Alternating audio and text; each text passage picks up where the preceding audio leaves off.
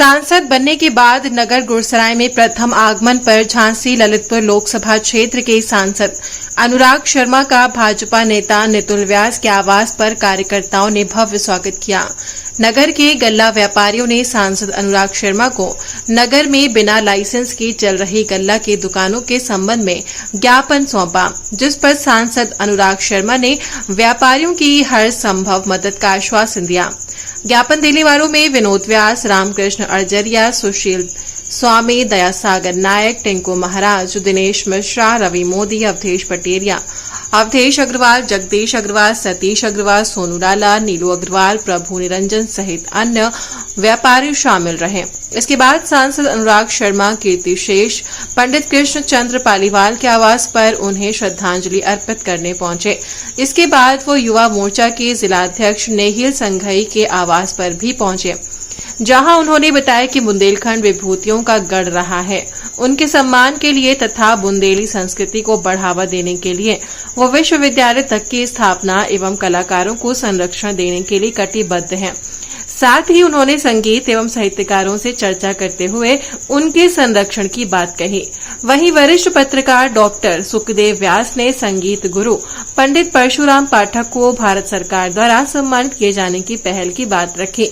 इस मौके पर भाजपा नेता सहित अन्य लोग उपस्थित रहे। गुरसराय संवाददाता सार्थक नायक की रिपोर्ट।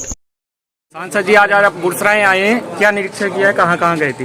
मैं अभी वहाँ आ गया। मेरे व्यापारी मित्रों से मिलने आए हैं। व्यापारियों ने आज ज्ञापन दिया है, उस संबंध में आप क्या कहना चाहेंगे? मैं उस संबंध में ये कहना चाह रहा हूँ कि जो भी इन्होंने भी ज्ञापन दिया, पहली बार मेरे संज्ञान में बात आई है जी, उसको बिल्कुल गंभीरता से लेंगे, सरकार से पूछेंगे और भी लोगों से बात करेंगे उस पर, और जो उचित निर्णय होगा उसमें हम सबका सहयोग साथ में। क्षेत्र में खाद का संकट है सर जी, इस बारे में क्या कहेंगे? खाद के लिए कल ही 3700 टन कल ही रिलीज किया है। अभी मेरे पास आदेश भी जो सरकार का हुआ होगा, रास्ते में मैं बात करते आ रहा था, डीएम ने भी मेरे फ़ोन पे भेज दिया है।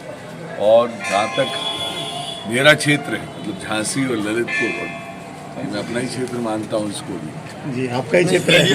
आपका ही क्षेत्र है। यहाँ पर हम कम से कम खाद की कमी होने देंगे। खाद की कमी में ज़्यादा मेरे को डर नहीं लग रहा, पर एक चीज़ होने लगी है, मैं उस पर लोगों को आग्रह करूँगा, सबसे सहयोग मांगूंगा। जितनी भी भाई मेरे किसान भाइयों के लिए खाद प्रदेश सरकार और केंद्र सरकार दे रही है, अपने खेतों के लिए रखिए, उसका दुरुपयोग ना करें और उसको बेचने नहीं जाए। आपसे यही आग्रह है, क्योंकि यहाँ से बहुत सारी खाद मध्य प्रदेश जाने लगी है, उसको हम क्षेत्र में जो बारिश हुई है उसमें सूखाग्रस्त हुआ है, मतलब ज़्यादा बारिश हुई है, अतिवृष्टि हुई है, तो इस बारे में किसानों को काफ़ी नुकसान हुआ है। बहुत नुकसान हुआ है। तकरीबन झांसी जिले में 60,000 किसानों का हमने अभी तक डेटा चढ़वा दिया है और उसके पैसे भी आना शुरू हो गए और कुछ ही हफ्तों के अंदर वो पूरे के पूरे पैसे दिलवाने की कोशिश भी करी जाएगी। और विशेष रूप से किसान भाइयों जिन्होंने अपना केसीसी करा रखा और इंश्योरेंस लिया है, और बुंदेलखंड में, पूरे समस्त बुंदेलखंड में सारे किसान भाइयों से आग्रह करूंगा, इंश्योरेंस की स्कीम में ज़्यादा पैसा लगता नहीं। फिर सरकार जब पैसा देती है तो इतना नहीं मिलता, सांसद जी बहुत लिमिटेड रहता है। पहले बात सुन लो, हरियाणा की भी बात करेंगे, जीत के आए चुनाव। ये इसलिए है क्योंकि अगर हम अपनी इंश्योरेंस भी ले लें और कम शुल्क में, जो प्रधानमंत्री जी ने इतनी अच्छी स्कीम योजना दी हम लोगों को, उसका उपयोग सबको मिल गया है।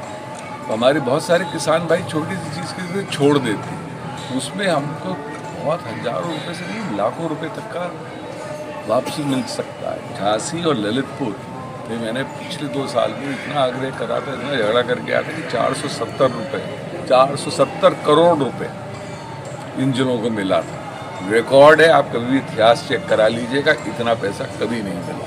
पर सबसे आग्रह यही है फिर भी कि आप अपने केसीसी में जो 25 रुपये का किसान भाइयों के लिए शुल्क होता है, उससे अपनी इंश्योरेंस का काम जरूर करवा लें।